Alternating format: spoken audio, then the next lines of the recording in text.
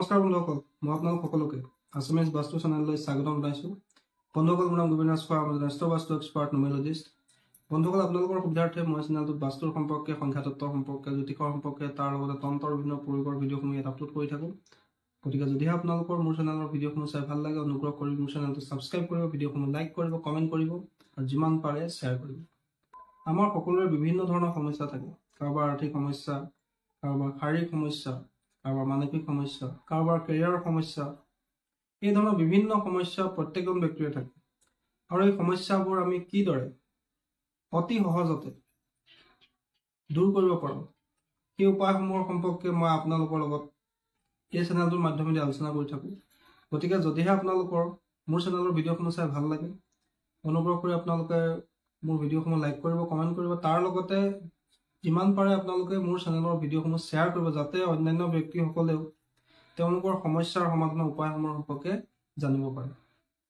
বন্ধুসকল, আজি মই আপোনালোকৰ লগত এটা অত্যন্ত শক্তিশালী শত্ৰু দমন প্ৰয়োগৰ সম্পৰ্কে আলোচনা কৰিবলৈ আগবাঢ়িছোঁ।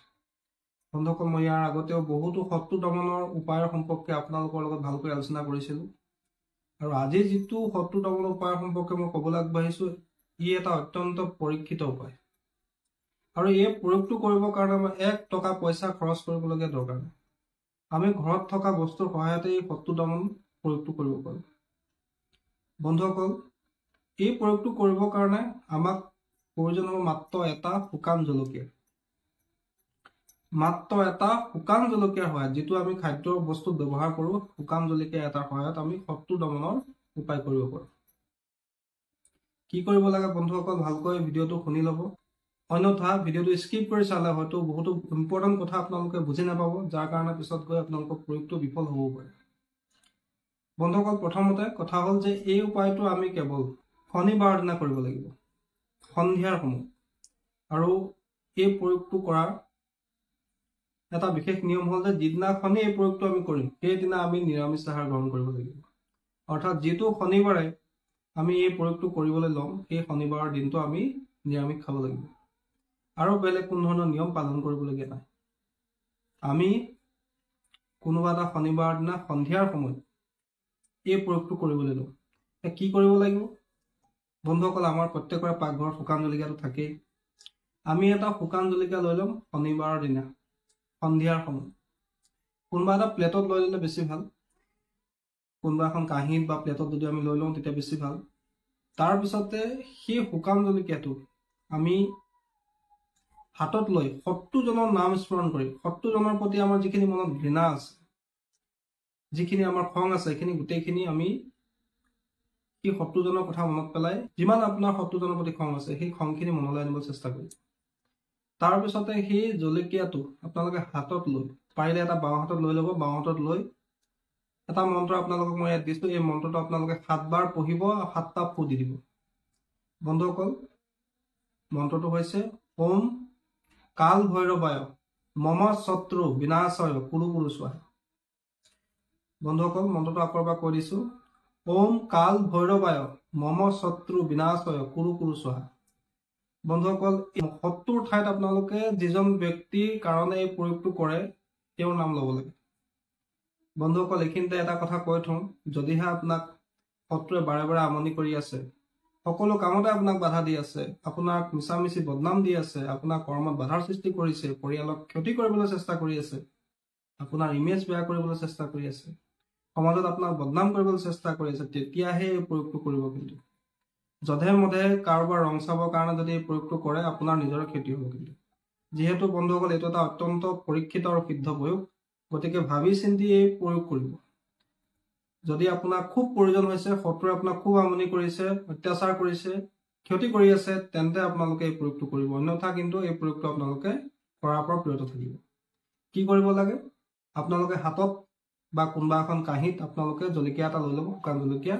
আৰু মই যিটো এতিয়া মন্ত্ৰ দিলোঁ, ওম কাল ভৈৰৱায় মম শত্ৰু বিনাশয় কুৰু কুৰু স্বাহা, এই শত্ৰুৰ ঠাইত আপোনালোকে যিজন ব্যক্তি আপোনাক আমনি কৰি আছে, যিজন শত্ৰুৱে আপোনাক কষ্ট দি আছে, আপোনাক বিপদত পেলাবলৈ চেষ্টা কৰি আছে, সেই শত্ৰুজনৰ নাম ল'ব আৰু মন্ত্ৰটোৰ শেষত সেই জলকীয়াটো এটা ফু দিব।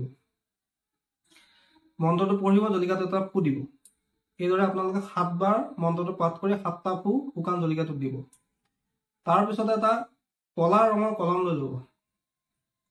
কলা ৰঙৰ পেনটো চবৰে ঘৰতে নিশ্চয় আছেই। কলা চিয়াহীৰ এটা কলম লৈ ল'ব। কলম লৈ সেই জলকীয়াটোৰ ওপৰত শত্ৰুজনৰ নামটো লিখিব। নামটো লিখি জলকীয়াটো আপোনালোকে কোনোবা কাপোৰত মেৰিয়াই বা কোনোবা কাগজত মেৰিয়াই লৈ জ্বলাই দিব। জ্বলোৱাৰ পিছত যিখিনি ছাই আপোনালোকে পাব, অৰ্থাৎ আপোনালোকে কাঁহী এখনত জ্বলাব, তেতিয়া আপোনালোকে ছাইখিনি পাব। সেই ছাইখিনি আপোনালোকে নিজৰ টয়লেটত নি টয়লেট চিটত পেলাই তাত পানী ঢালি দিব, তাত ফ্লাছ কৰি দিব। এইদৰে আপোনালোকে এই প্ৰয়োগটো কৰিব। কেৱল আপোনালোকে এটা কথা মনত ৰাখিব যে এই প্ৰয়োগটো যিটো শনিবাৰে কৰিব সেইদিনা কিন্তু আপোনালোকে নিৰামিষ আহাৰ ভক্ষণ কৰিব লাগিব। এই প্ৰয়োগটো কৰিব লাগিব সন্ধিয়াৰ সময়ত, অৰ্থাৎ বেলি ডুবোৱাৰ লগে লগে আপোনালোকে এই প্ৰয়োগটো কৰিব। আৰু পাৰিলে এই প্ৰয়োগটো আপোনালোকে গুপ্তভাৱে কৰিবলৈ যত্ন কৰিব, অৰ্থাৎ মনে মনে কৰিবলৈ যত্ন কৰিব, যাতে কোনেও গম নাপায়। বন্ধুসকল, যিহেতু এটা গুপ্ত প্ৰয়োগ, গতিকে আপোনালোকে এই প্ৰয়োগটো মনে মনে কোনো নেদেখাকৈ কৰাটো বেছি ভাল। কেৱল মাত্ৰ এটা শুকান জলকীয়া ল'ব লাগে। শুকান জলকীয়াটোত যিটো মন্ত্ৰ মই ক'লো সেই মন্ত্ৰটো 7 বাৰ বহি 7টা ফু দিব লাগে। শত্ৰুৰ স্থানত শত্ৰুৰ নাম ল'ব লাগে। তাৰপিছত এটা কলা কলম লৈ জলকীয়াটোত শত্ৰুজনৰ নাম লিখিব লাগে। লিখি লৈ সেই জলকীয়াটো কোনোবা কাপোৰত বা পেপাৰত মেৰিয়াই লৈ জুই লগাই দিব লাগে। আৰু যিখিনি ছাই আপোনালোকে পাব সেই ছাইখিনি কালেক্ট কৰি আপোনাৰ নিজৰ টয়লেটত চিটত পেলাই দিব আৰু তাক ফ্লাছ কৰি দিব, অৰ্থাৎ পানী ঢালি দিব। এইদৰে আপোনালোকে এই প্ৰয়োগটোকে কণ্টিনিউ 7টা শনিবাৰ কৰক। বন্ধুসকল, আপোনালোকে চাব খুব বেছি 3টা বা 4টা শনিবাৰৰ পিছতে সেই যিজন শত্ৰুৱে আপোনাক খুব আমনি কৰি আছে, সেই শত্ৰুজন আপোনাৰ জীৱনৰ পৰা লাহে লাহে আঁতৰি যাবলৈ ল'ব। আপোনাৰ সমস্যা দিবলৈ এৰি দিবলৈ ল'ব। সেই শত্ৰুজন আপোনাৰ পৰা লাহে লাহে আঁতৰি যাবলৈ ল'ব। যি আপোনাক অত্যাচাৰ কৰি আছে, অশান্তি কৰি আছে, প্ৰব্লেমত পেলাবলৈ যত্ন কৰি আছে, সেই শত্ৰুজনো আপোনাৰ জীৱনৰ পৰা লাহে লাহে লাহে লাহে খুব কম দিনৰ ভিতৰতে, হয়তো 3টা 4টা শনিবাৰে প্ৰয়োগটো কৰিলে লাহে লাহে তেওঁ আপোনাৰ জীৱনৰ পৰা আঁতৰি যাব। বন্ধুসকল, এইটো এটা অত্যন্ত পৰীক্ষিত উপায়, অত্যন্ত কাৰ্যকৰী উপায়। গতিকে আপোনালোকে এই প্ৰয়োগটো ভাবি চিন্তি কৰিব।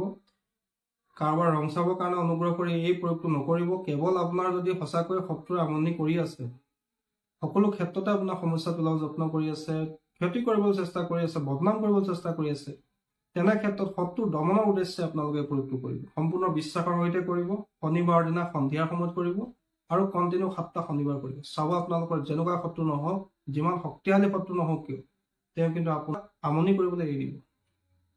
বন্ধুসকল, এইটো এটা পৰীক্ষিত প্ৰয়োগ, যাতে আপোনালোকে এই প্ৰয়োগটোৰ জৰিয়তে আপোনালোকে শত্ৰুৰ পৰা সুৰক্ষিত থাকিব পাৰে, শত্ৰু যাতে আপোনাক দমন কৰিব পাৰে। সেইকাৰণে আজি মই আপোনালোকক এই প্ৰয়োগটো প্ৰদান কৰিলোঁ।